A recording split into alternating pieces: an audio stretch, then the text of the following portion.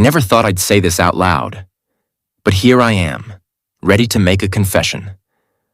One that has haunted me for years. And once you hear it, it might haunt you too.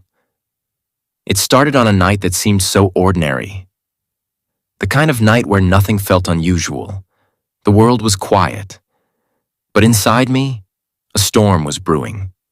For years, I lived with a secret so heavy, I could barely sleep. A secret that shaped who I became and destroyed who I once was. I betrayed someone who trusted me more than anyone else in this world. Not with lies, not with words, but with silence. Sometimes silence is the loudest form of betrayal. I stood by and watched a person I loved fall apart. They begged for answers, for truth, for loyalty. But I gave them nothing. And do you know what the worst part is? They died never knowing the truth. They carried their questions, their pain, all the way to the grave. Because of me. That silence, that moment, still wakes me up at night. It replays over and over in my mind like a nightmare I can't escape. And now, years later, I wonder, if I had spoken up, if I had been braver, would things have ended differently? The guilt is unbearable. It clings to me like a shadow I cannot shake.